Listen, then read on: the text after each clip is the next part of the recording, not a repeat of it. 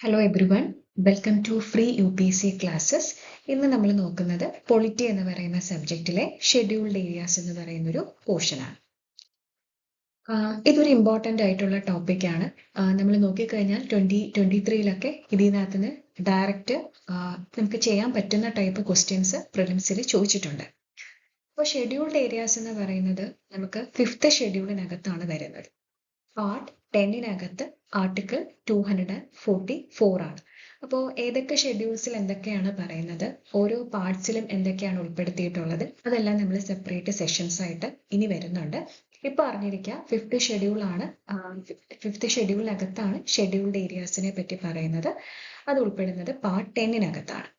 അപ്പോൾ 5th schedule വന്നിട്ടുള്ളതെന്ന് പറയുന്നത് പല സംസ്ഥാനങ്ങളിലും ഷെഡ്യൂൾഡ് ഏരിയാസും ട്രൈബൽ ഏരിയാസും ഒക്കെ ഉണ്ട്. അപ്പോൾ അവിടെ അങ്ങനെയുള്ള ഏരിയാസിന് ഒരു സെപ്പറേറ്റ് ആയിട്ടുള്ള അഡ്മിനിസ്ട്രേറ്റീവ് മെഷീനറി വേണം. അതിന് വേണ്ടിയിട്ടാണ് 5th ഷെഡ്യൂൾ വരുന്നത്. അപ്പോൾ എല്ലാ സ്റ്റേറ്റും എന്ന് പറയുമ്പോൾ അതിലെ 4 സ്റ്റേറ്റുകളെ നമ്മൾ ഉൾപ്പെടുത്തിയിട്ടില്ല.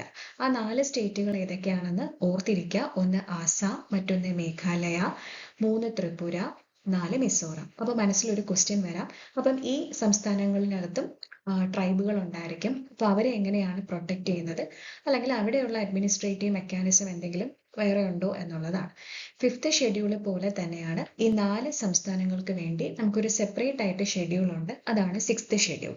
അതിനെപ്പറ്റി ഡീറ്റെയിൽഡ് ആയിട്ട് നെക്സ്റ്റ് ഒരു സെഷൻ വരുന്നുണ്ട്. അപ്പോൾ എന്താണ് ഷെഡ്യൂൾഡ് ഏരിയാസ് എന്ന് പറയുമ്പോൾ അവിടെയുള്ള ആൾക്കാർ സോഷ്യലി ആൻഡ് എക്കണോമിക്കലി കുറച്ച് ബാക്ക്വേർഡ് ആയിരിക്കും. അവർക്ക് സെപ്പറേറ്റ് ആയിട്ടുള്ള ഒരു കസ്റ്റംസ് ഒക്കെ ഉണ്ടായിരിക്കും. പിന്നെ നോർമൽ ആയിട്ട്, അതായത് ബാക്കിയുള്ള റീജിയൻസിനകത്ത് എങ്ങനെയാണോ ഒരു ഭരണം നിർവഹിക്കുന്നത്, അത് നമുക്ക് ഇങ്ങനെയുള്ള ഷെഡ്യൂൾഡ് ഏരിയാസിലേക്ക് ഡയറക്റ്റ്ലി കൊണ്ടുപോയിട്ട് ചെയ്യാനായിട്ട് പറ്റില്ല. അപ്പോൾ സെൻട്രൽ ഗവൺമെന്റിന് ഇവരുടെ മേലെ ഒരു സെപ്പറേറ്റ് ആയിട്ടുള്ള റെസ്പോൺസിബിലിറ്റി ഉണ്ട്. ഇനി ആരാണ് ഈ ഷെഡ്യൂൾഡ് ഏരിയാസ് ഡിക്ലെയർ ചെയ്യുന്നത് എന്നുള്ളതാണ്. പ്രസിഡന്റ് ആണ് ഷെഡ്യൂൾഡ് ഏരിയാസ് ഡിക്ലെയർ ചെയ്യുന്നത്. ഇനി അങ്ങനെ ഡിക്ലെയർ ചെയ്ത് കഴിയുമ്പോൾ ചിലപ്പോൾ അതിന്റെ ഏരിയ കൂട്ടേണ്ടതോ കുറയ്ക്കേണ്ടതോ ആയിട്ടുള്ള സിറ്റുവേഷൻ വരാം.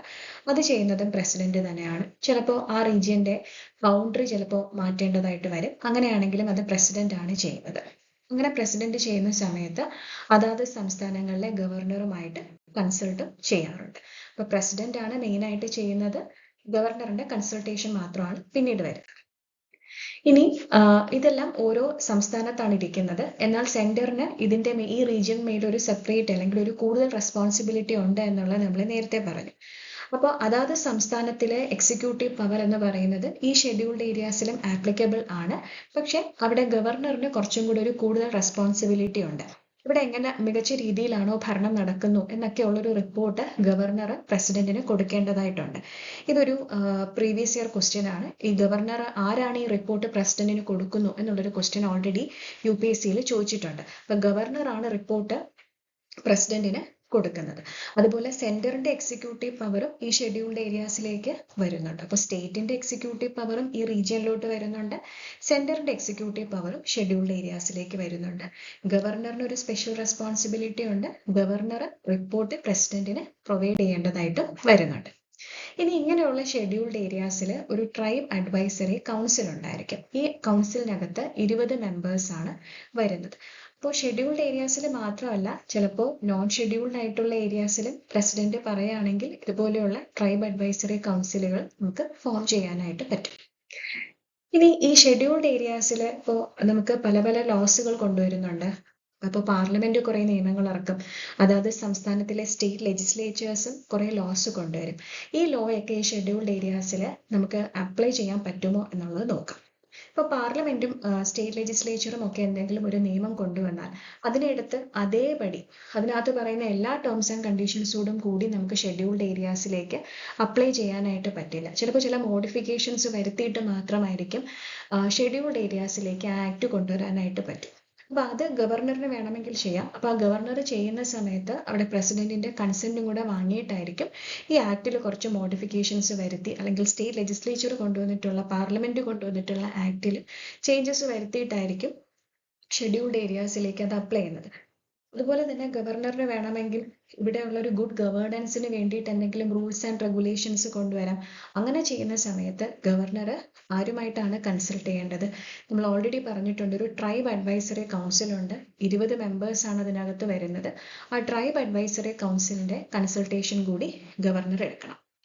ഇനി ഗവർണറിന് വേണമെങ്കിൽ ഇവിടെ ചിലപ്പോൾ ലാൻഡ് ട്രാൻസ്ഫർ ഒക്കെ, ഈ ആദിവാസികളുടെയൊക്കെ ഭൂമി ആരെങ്കിലും ചിലപ്പോൾ കൈയേറ്റം ചെയ്യാം. അപ്പോൾ അവിടെ ഗവർണറിന് അത് വേണമെങ്കിൽ പ്രൊഹിബിറ്റ് ചെയ്യാം. അവിടെ നടക്കുന്ന മണി ലോണ്ടറിങ് ബിസിനസ് വേണമെങ്കിലും ഗവർണറിന് പ്രൊഹിബിറ്റ് ചെയ്യാനായിട്ട് പറ്റും.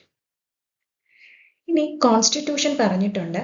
ഇവിടെ എല്ലാം ഈ നമ്മൾ ഷെഡ്യൂൾ 5 കൊണ്ടുവന്നിട്ടുണ്ട്. ഇത് കറക്റ്റ് ആയിട്ടൊക്കെയാണോ എല്ലാ കാര്യങ്ങളും നടക്കുന്നത്, അത് എൻക്വയർ ചെയ്യണമെങ്കിൽ ഒരു കമ്മീഷൻ വേണം.